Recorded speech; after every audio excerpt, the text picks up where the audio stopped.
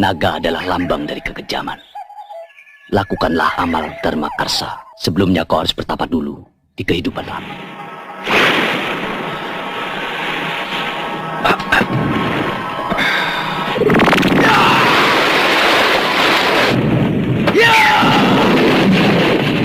Kalau kamu sudah yakin, terimalah. Wariskan pusaka itu kepadamu sebagai penerus. Halo teman-teman, kembali lagi di Es Panas Channel, channel pemersatu kelurahan yang mudah-mudahan tidak banyak hujatan. Apa kabar kalian hari ini? Semoga baik-baik saja ya. Tetap semangat, jaga kesehatan, dan jangan lupa makan makanan yang bergizi. Di video kali ini, gue akan menceritakan film jadul Indonesia yang berjudul film yang dirilis pada tahun 1989 ini mengisahkan tentang iblis naga 1000 yang dendam kepada Kiai Putih. Bahkan sang iblis pun berhasil mempengaruhi 3 murid Kiai Putih yang bernama Kanta, Rengga, dan Ludira menjadi murtad. Nah, penasaran dengan kisah selanjutnya? Yuk kita langsung saja intro.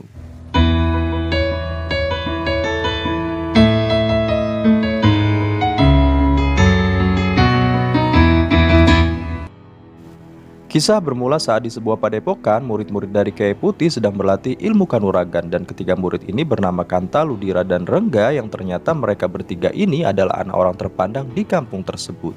Namun tak jauh dari tempat mereka berlatih ada seorang pemuda yang mengintipnya. Ternyata ia adalah seorang kacung murid Kiai Putih yang bernama Raden Rengga. Pemuda yang bernama Parta tersebut ternyata ia pun menyukai ilmu kanuragan. Namun karena ia hanya seorang kacung, hanya bisa mengintip dari kejauhan dan sesekali ia pun mempraktekkan. Dan ternyata putri Kiai Putih yang bernama Sari diam-diam menyukainya. Sementara kaki tangan dari iblis naga 1000 mereka pun tengah bersiap akan menghabisi Kiai Putih dan menghancurkan padepokannya. Melenyapkan Kiai Putih dan menghancurkan padepokannya. Kita sebagai kaki tangan iblis naga 1000 harus selalu setia. Segera kita hancurkan Kiai Putih. Cepat tinggalkan tempat ini, di sini berbahaya. Nyawa Aden lebih berharga daripada nyawa saya. Hancurkan Kiai Putih. Aku di sini, Maesir. Serbu dia.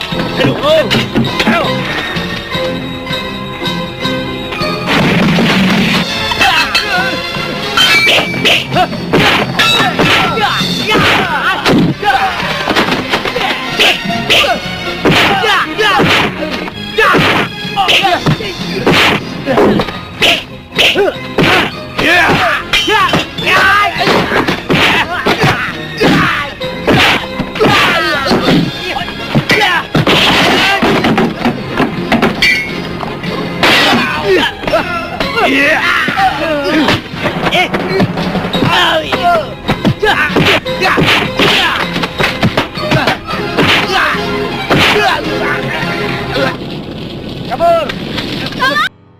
Setelah berhasil mengalahkan para pengikut naga 1000, Rengga, Kanta, dan Ludira mereka pun ditugaskan untuk mencari benda pusaka sebagai masa ujian terakhir mereka. Dan kebetulan Parta yang berada di situ karena Kiai Putih yang sudah mengetahui bakatnya, Parta pun diangkat sebagai murid. Namun sepertinya Karta dan Ludira tak menyukainya. Kau tidak kalah dengan yang lain. Diam-diam kau belajar di sini. Saya rakyat kecil, seorang yang hanya berderajat pelayan. Berilah saya ilmu yang bermanfaat untuk orang banyak, Kiai. Kemudian di keesokan harinya, Rengga, Kanta, dan Ludira mereka pun melakukan tugas ujian terakhir mereka.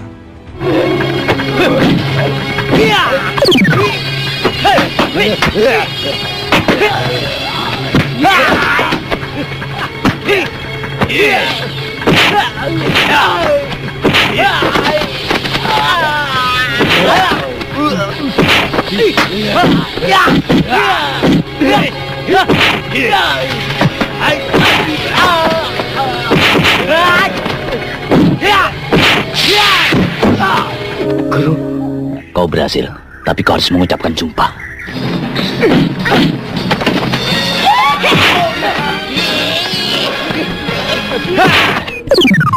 Kau berhasil.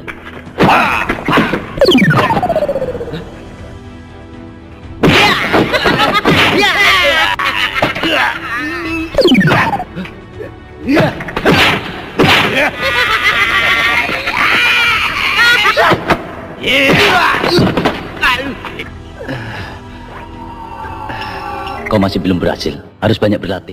Setelah melakukan ujian akhir, para murid Kiai Putih ini pun melakukan sumpah di hadapan gurunya. Lalu Kiai Putih pun menasihati murid-muridnya agar tetap menjadi orang baik dan tak melanggar sumpah mereka.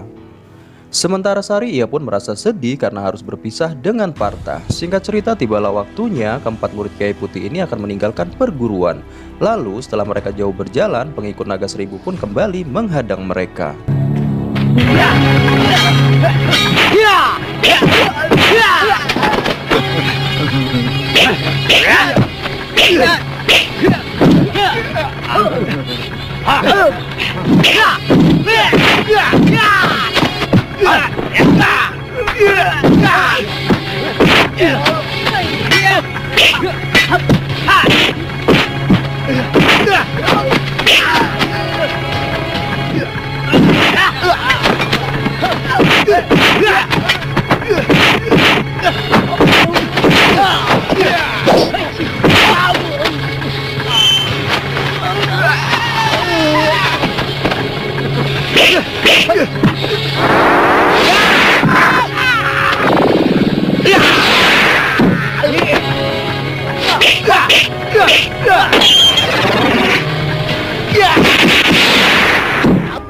Ayo.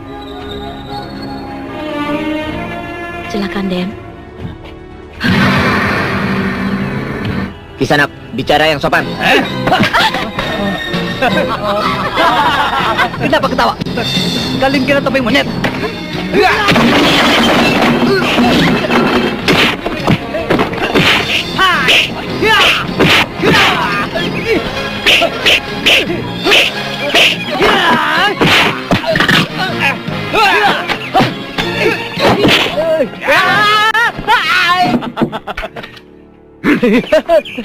Yang pada akhirnya Rengga, Kanta, dan Ludira mereka pun harus berpisah di tengah jalan. Sementara Raden Rengga ia pun meneruskan perjalanannya bersama Partha. Namun belum begitu jauh mereka berjalan, ada seorang wanita yang meminta tolong. Partha yang saat itu masih sedikit memiliki ilmu kanuragan, ia pun mencoba menghadapi para begundal tersebut.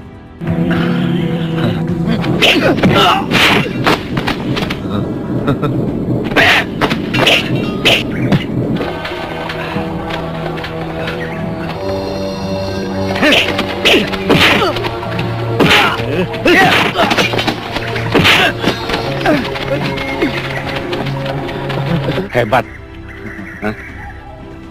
Di malam harinya saat mereka beristirahat di dalam gua, wanita yang mereka tolong tadi ternyata adalah pengikut Naga Seribu yang sengaja menjebak mereka. Raden Rengga pun dipengaruhi dan diajak wanita tersebut saat Partha tertidur. Pada akhirnya Partha pun kembali menemui gurunya dan melaporkan bahwa Raden Rengga telah diculik. Dikarenakan yang akan dihadapi adalah orang yang sakti, maka Kiai Putih pun akan menurunkan ilmu sakti kepada Partha. Dia bukan tandinganmu. Dia sudah dikuasai iblis. Saya harus menyelamatkan Den Rengga dulu. Setelah kau kuasai ilmu dan raga dan jiwa, baru boleh kau jumpai iblis. Baik, Guru.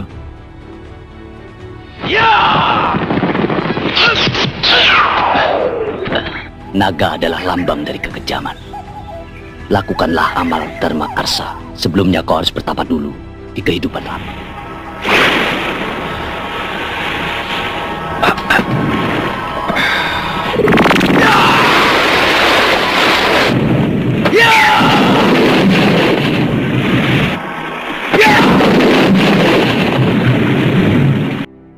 Singkat cerita, Partha pun kini telah menguasai ilmu kesaktian melebihi murid yang lainnya. Kiai Putih pun memerintahkan kepada Partha untuk selalu membantu orang-orang yang tertindas. Lalu ketika Partha yang sedang melintas di sebuah perkampungan, ia pun tak sengaja melihat warga yang sedang dianiaya dan dipaksa untuk membayar pajak. Kemudian Partha yang melihat hal tersebut, ia pun tak tinggal diam. Tunggu! Maaf, kenapa Kisanak sekasar itu pada orang tua?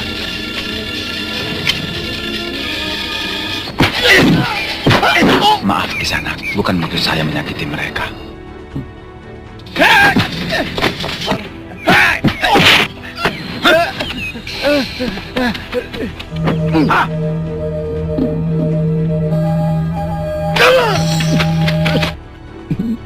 Terima kasih Kisanak.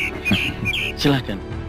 Kemudian warga itu pun mengatakan kepada Partha kalau mereka dipaksa membayar pajak yang diperintahkan oleh seseorang yang bernama Karuna. Dan tak lama kemudian datanglah Karuna dengan para anak buahnya. Dan ternyata dia adalah bekas murid Kiai Putih yang bernama Kanta.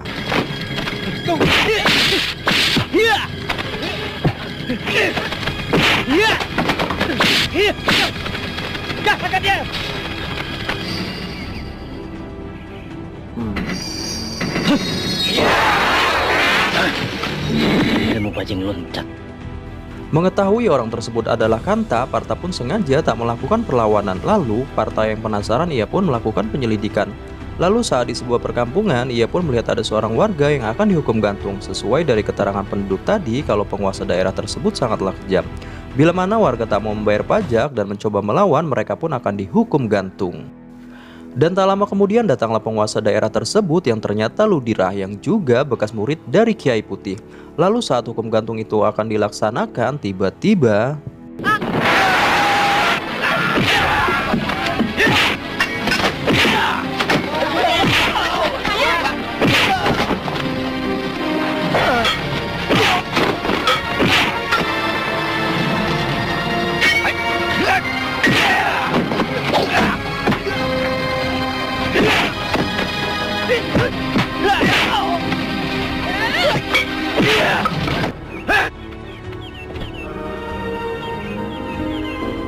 pada akhirnya Ludirah pun harus tewas di tangan wanita yang suaminya akan dihukum gantung tadi, yang ternyata 3 murid Kiai Putih yang durhaka ini sudah menjadi pengikut dari Iblis Naga Seribu. Setelah Kiai Putih mewariskan keris pusaka kepada Partha, kini mereka pun bergegas pergi menuju markas Naga Seribu. Sari, Guru, dari pintu lain.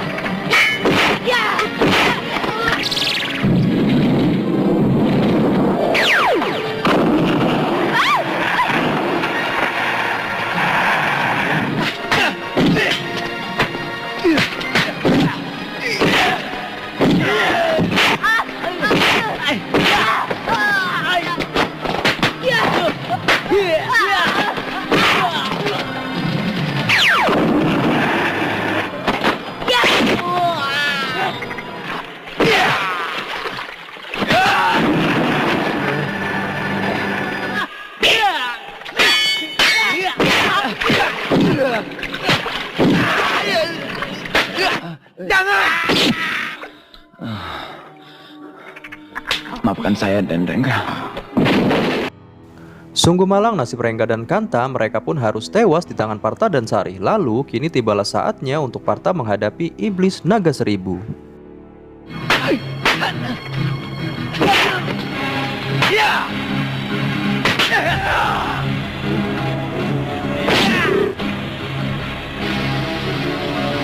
Partha, gunakan pusakamu.